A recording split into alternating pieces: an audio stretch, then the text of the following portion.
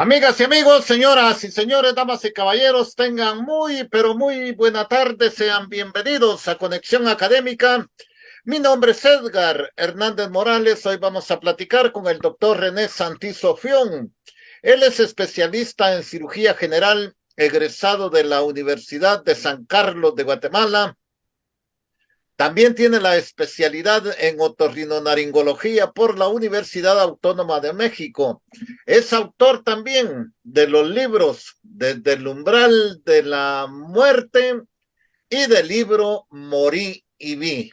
Hoy vamos a platicar de los temas que están en los libros, desde luego, porque vamos a hablar del Islam. Y le damos la bienvenida al doctor René Santizo Fión. ¿Qué tal, doctor? Bienvenido a Conexión Académica. Hola Edgar, hola a todos los radioescuchas y que nos pueden ver por diferentes vías del internet y todas las plataformas de comunicación. Pues bien, el tema de hoy es cómo hablar del Islam y comenzamos, doctor. ¿Cómo podemos hablar del Islam desde una perspectiva religiosa?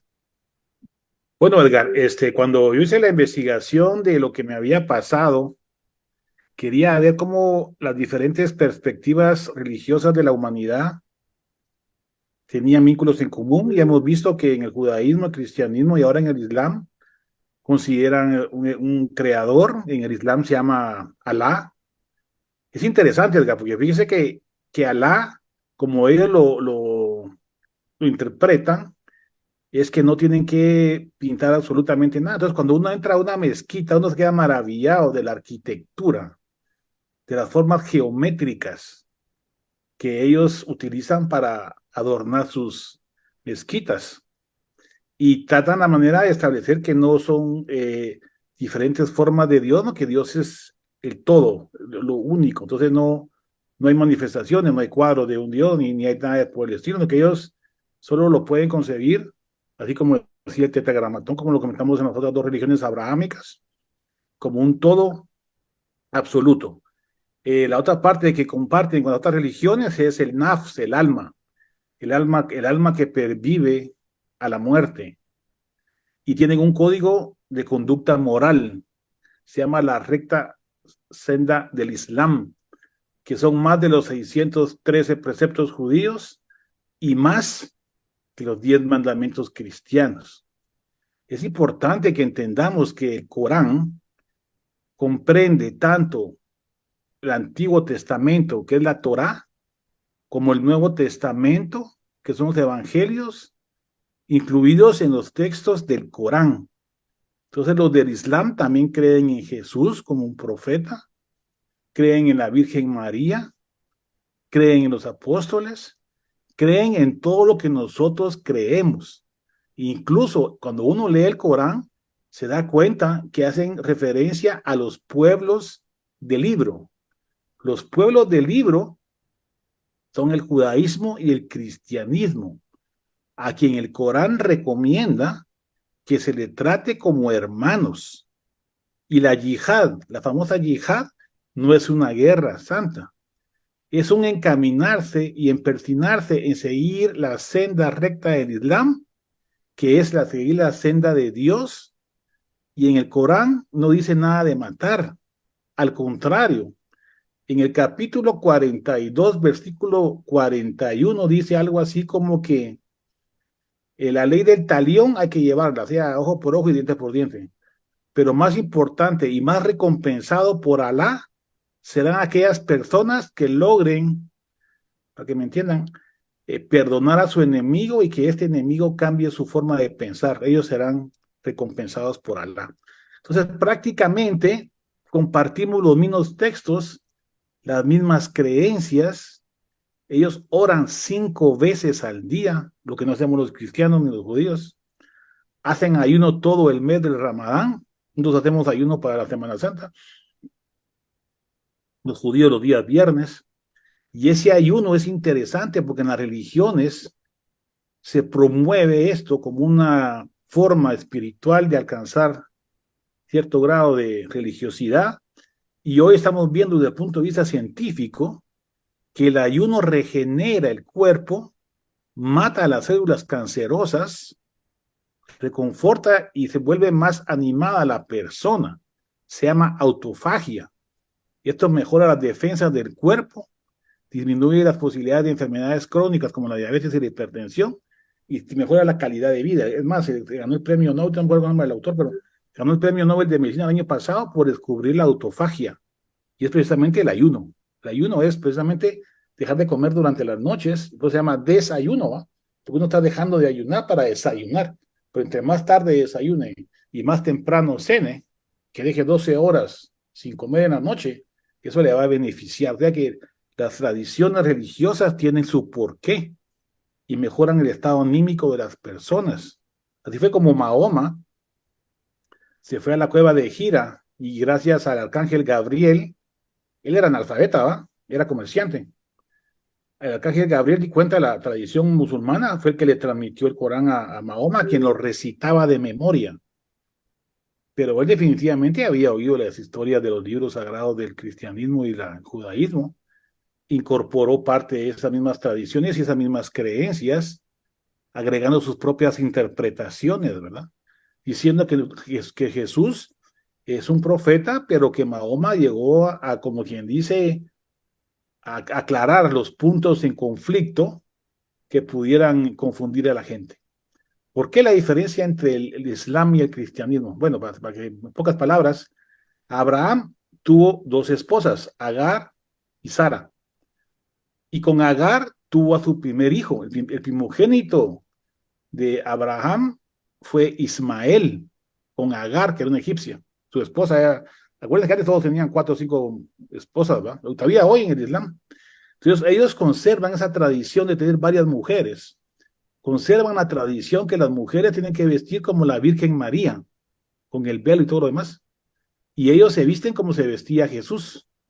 Entonces guardan las tradiciones de poligamia, de ayuno, de oración 5 veces al día, en la mañana, mediodía, en la tarde, en la noche. Entonces, cada vez que uno está reforzando la memoria y leyendo el Corán, se va quedando todo el inconsciente guardado ahí, porque son tan dogmáticos, tal vez fanáticos en algunas ocasiones, y ese fanatismo mal llevado y manipulado es a lo que lleva a las guerras, como en este caso que está Palestina e Israel, o nos lleva a votar a Torres Gemelas, o nos lleva a las cruzadas, o nos lleva a la guerra de todos los tipos. Entonces, el fanatismo es lo malo. El dogmatismo, todos creemos en algo. Incluso algunos creemos en la ciencia, pero la ciencia también se equivoca. Entonces, todos tenemos que creer en algo para poder sobrevivir, tener un sentido de vida, sí, pero todas las creencias humanas son parte de verdad y parte de mentira. Entonces, el Islam, como parte de las 3 religiones monoteístas abrahámicas que comparten todos los libros del Pentateuco, es una religión más que, ya bien llevada, guarda la paz y la armonía entre el pueblo palestino, en el caso ahora que está de moda este tipo de temas. Doctor, el Islam reconoce a Jesús como hijo de Dios y rezan ellos por decirle algo, el Padre Nuestro, la Virgen María como madre de Jesús. Bueno, sí, ellos creen en Jesús como un profeta, Edgar.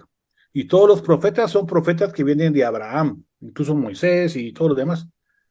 También creen en ellos. También creen en la Virgen María como madre de Jesús.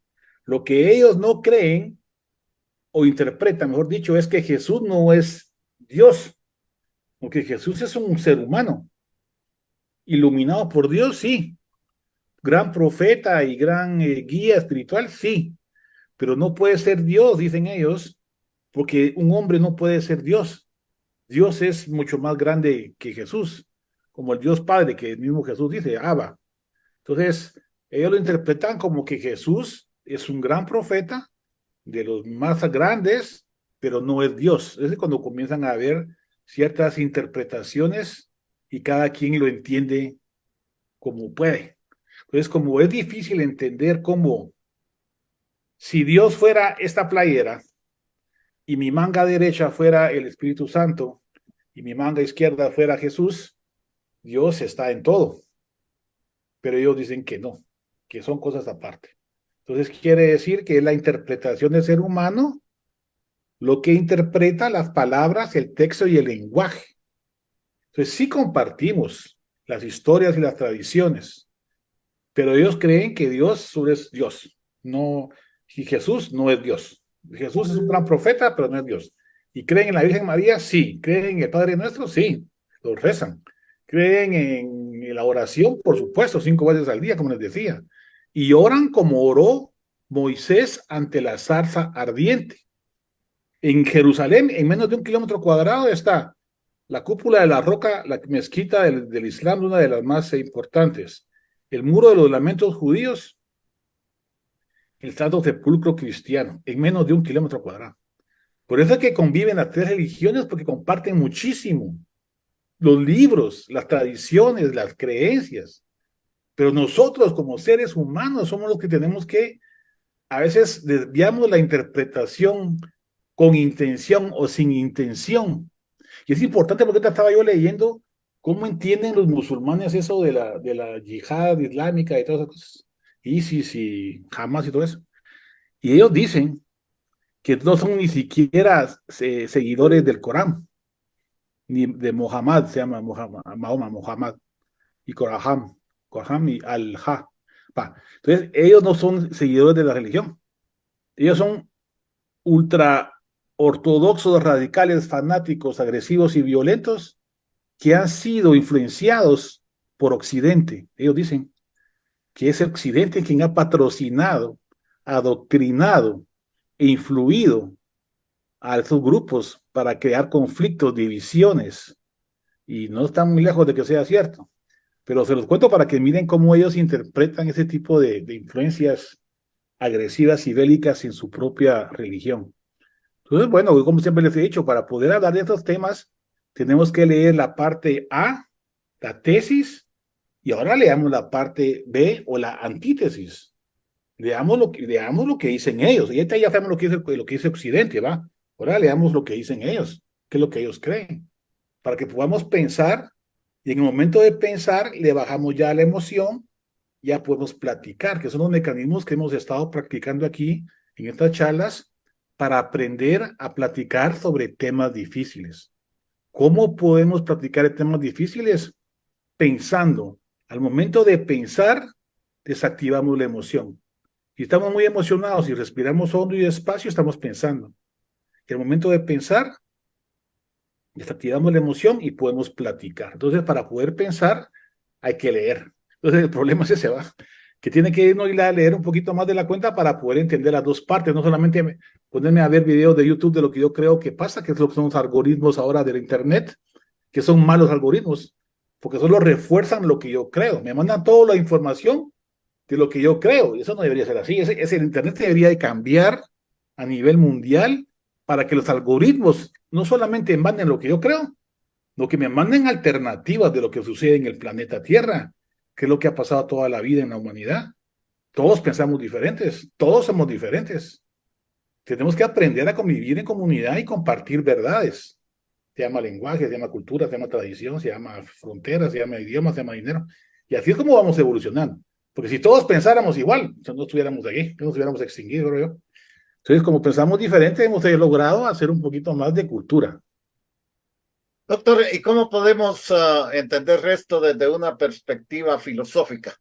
Es muy interesante, Edgar. Fíjese que uno de los grandes filósofos del Islam, Al-Farabi, Avicena y Averroes. Avicena me llamó mucho la atención porque cuando lo leí es un médico, filósofo, que era un genio de patojo, se volvió médico a los 16 años y curó a un gran líder espiritual del Islam, se volvió famoso y comenzó a estudiar con los mejores del mundo, y ellos son los que leyeron nuevamente a Platón y a Aristóteles.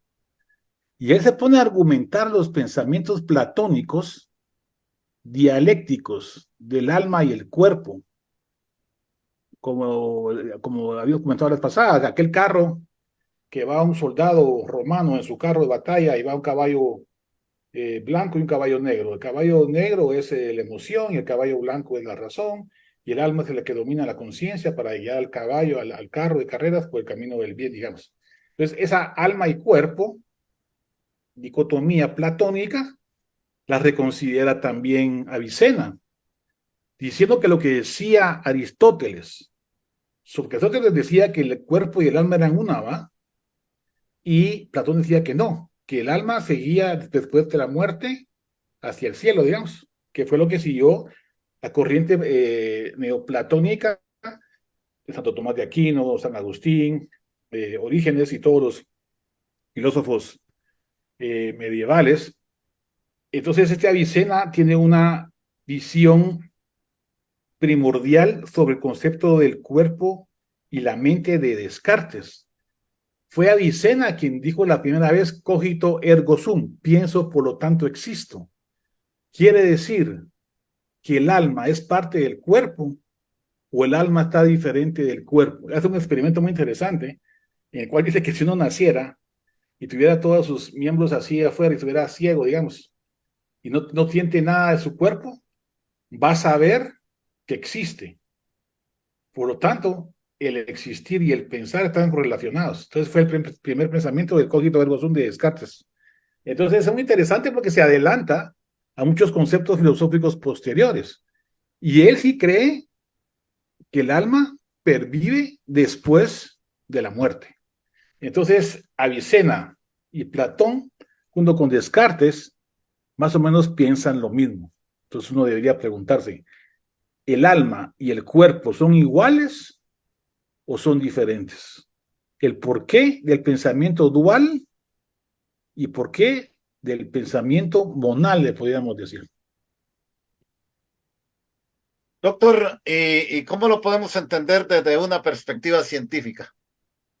Pues eso es muy interesante, Edgar. Entonces aquí podemos entender qué es lo que dice la ciencia de la mente.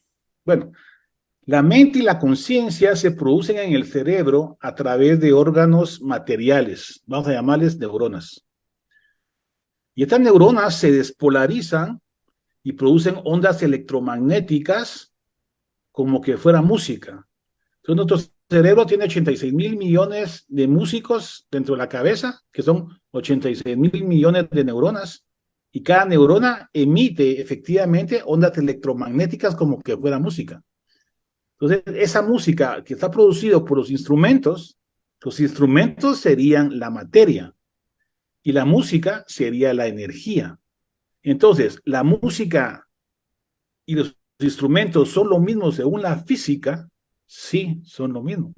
Eso significa que la materia es igual a la energía es igual a la materia por la velocidad de la luz al cuadrado, fue lo que dijo Einstein. Entonces quiere decir que la energía es igual a la materia, solo que la materia va a la velocidad de la luz al cuadrado para convertirse en energía. Entonces nosotros aquí como materia vamos a poca velocidad. Deberíamos de ir volando a la velocidad de luz al cuadrado para convertirnos en energía. Entonces quiere decir que la materia y la energía son lo mismo, solo que uno se pasa al otro y el otro se pasa al otro. Es la ley de la conservación de la materia y la energía. Entonces quiere decir que la materia y la energía no se pueden destruir. Eso quiere decir que la materia se destruye en el cuerpo, sin embargo la energía de nuestra mente o nuestra conciencia o nuestra alma o algo más puede seguir avanzando a través del tiempo, de las dimensiones o del universo. ¿Y hay pruebas de eso? Sí. Si ustedes salen ahorita a ver la luz de la luna y las estrellas, van a ver estrellas. Bueno, van a ver la luz de unas estrellas que se murieron hace millones de años. Sin embargo, están llegando hoy a la Tierra y nos estamos dando cuenta de que existe esa energía de un sol que ya desapareció. Entonces nosotros, como solitos chiquititos, cuando nos morimos, nuestra energía debe de pasar, ya sea la mente, la conciencia, el alma, como le quieran llamar, a otro estado-tiempo diferente.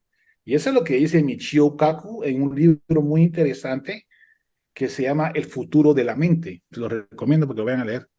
Y basado en la interpretación de Copenhague, que es una interpretación física, dice que en un futuro nosotros vamos a poder tomar la conciencia humana y teletransportarla a otro planeta, a otra galaxia, o a otro universo o a otro mundo o como quieran. Esa es física. ¿No será que eso es lo que pasa cuando nos estamos muriendo nosotros y nuestra conciencia, nuestra alma, nuestra mente, nuestro ego, nuestro yo, como quieran llamarlo, pasa a otro estado tiempo diferente y pues que nos podemos ver tirados ahí? Pues que podemos viajar en el espacio-tiempo y volver a vivir la vida en un instante vivir la vida que hemos vivido durante 60 años. ¿No será que eso es lo que pasa? Entonces dice mi chico algo que eso se va a poder hacer. Sin embargo, Marcus Gabriel dice que para que exista la conciencia tiene que estar, porque lo que él mencionaba Michio es que podemos meter la memoria o la conciencia en una computadora. Tal vez sí, pero esa computadora no está viva y nuestra conciencia está constantemente reformulando y tomando mucha información y se está regenerando constantemente, no está estática. Entonces yo me he puesto a pensar, bueno, pero si agarráramos la mente, eso ya se puede hacer, ¿va? Ahorita ya podemos comenzar, bueno, todavía no podemos hacerlo, pero más o menos. Por ejemplo, lo voy a explicar. Ahora ya podemos ver lo que el cerebro está pensando, digamos. Podemos ver con máquinas lo que la persona está soñando. Son las primeras pruebas, ¿verdad? Pero ya va para eso. Quiere decir que entre poco la vamos a poder hacer. Entonces, si guardamos toda esa información y se la ponemos a otra mente que está viva, no sé si me explico. Michio dice que sería a una computadora, ¿va? Pero una computadora nunca va a tener un cerebro, ¿va? Porque la computadora todo tiene información guardada, no está pensando, ni está viviendo, ni jugando con las emociones. Entonces, lo que dice Marco Graville es que eso de inteligencia artificial es mentira. La inteligencia artificial, en el concepto de que la inteligencia artificial es hecha por los hombres. Entonces, las conciencias artificiales, la inteligencia artificial, ¿va a tomar la vida para matarnos? No. A menos que alguien la programe para que la inteligencia artificial en un futuro nos mate. Entonces, es otra cosa, es diferente. Pero que la inteligencia artificial va a tomar vida, porque sí, esa es mentira, es lo que ese cuate que hizo aquel libro de Sapiens y no me acuerdo cómo se llama, ese cuate dice que la inteligencia artificial en un futuro nos va a matar a todos, pero no es posible, porque la inteligencia artificial no puede tomar vida, pero la conciencia sí se puede guardar en un ser vivo, pienso yo. Entonces lo que dice Gabriel, lo que dice Michio Kaku y lo que dice Avicena, pues en cierto sentido se podría llegar a hacer, pero implantar ese tipo de información en un cerebro vivo.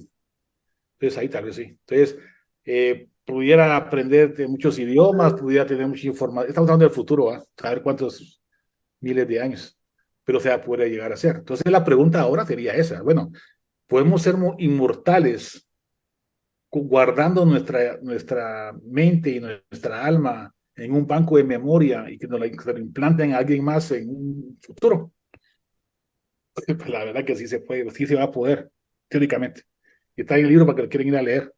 Entonces, la inmortalidad del alma es cierta. Ahora que no podemos hacer eso, posiblemente pasa a otra dimensión y otro espacio-tiempo y a un cielo o la nada o al cielo del Islam, ¿va? Que los del Islam miran el cielo un poquito más así como terrenal, ¿va? Con vírgenes y con mucha vida y comida y todo lo demás, pero es un poco difícil creer o entender que el cielo va a ser así, ¿va? El cielo, según lo que yo percibí, no es que sea un cielo corporal de paisajes y nubes, no, no. Es un estado que trasciende cualquier definición, pero que sin embargo no está relacionado con las emociones ni con las vivencias humanas. Porque no imagínense que ustedes se mueren y tienen conciencia humana en un estado-tiempo diferente, donde miran a su familia, a sus nietos y bisnietos que los están matando, o se van a la guerra a Irak, o se van a la guerra a Palestina, o van aquí a la guerra de Guatemala, a donde sea. No van a vivir eternamente felices, pues. Entonces quiere decir que cuando uno se está muriendo, como que yo sentí, uno deja la emoción ahí. Uno se sorprende de haberse tirado ahí, pero no está emocionado. Ni tiene miedo, ni tiene angustia, ni tiene ansiedad, ni tiene nada. Todas esas sensaciones y emociones se quedan con el cuerpo aquí. Todo lo que trasciende como alma ya no es emocional, es un alma diferente a nuestra conciencia terrenal. Entonces, cuando dice la Biblia, es un cuerpo espiritual, así es. Bien, doctor, tenemos ahí 1 minuto y medio, doctor, todavía. El Corán y la Biblia tienen muchas similitudes, doctor. Exactamente, Edgar. El Corán y la Biblia tienen el Antiguo Testamento, el Nuevo Testamento y el Corán, la historia de Mahoma. Comparten las mismas creencias, las mismas virtudes, las mismas formas de pensar, pero la interpretación de cada persona es diferente. Incluso las mismas palabras, las mismas letras leídas por diferentes personas tienen diferentes interpretaciones, como dice Nietzsche. No existen hechos, solamente interpretaciones. Y eso es lo que nos lleva a muchos problemas de la ley, por ejemplo, aquí en Guatemala. Como cada quien interpreta la ley como le parece y la utilice como le parece. Entonces hay que tener cuidado con eso, porque ese tipo de interpretaciones variables nos pueden hacer caer en malos entendidos y en problemas futuros. Bien, muchas gracias, doctor, por compartir con todos los oyentes de Radio Universidad y de Conexión Académica. Muchísimas gracias, doctor. Adiós, Edgar. Ahí está todos. Bien, amigos, llegamos al final entonces de un programa más de Conexión Académica. Hoy estuvo con nosotros el doctor René Santís Sofión, especialista en cirugía general, egresado de la Universidad de San Carlos de Guatemala. También tiene la especialidad en otorrinolaringología por la Universidad Autónoma de México. Es autor de los libros Desde el umbral de la muerte y del libro Morí y Vi. Estos temas los puede encontrar precisamente en estos libros, en El umbral de la muerte, que está a su disposición en Sofos, en el Fondo Económico también está, doctor. Sí, Fondo de Cultura Económica. Fondo de Cultura Y Económica en Sofos, en el museo, en la librería Loyola y en nuestra clínica. Pueden llamar al 2385-7507 y 08. Ese los podemos mandar a su casa si ustedes lo quieren, con mucho gusto. bien, amigos, muchísimas gracias, doctor. Bien, amigos, muchísimas gracias por su audiencia. Esto fue Conexión Académica.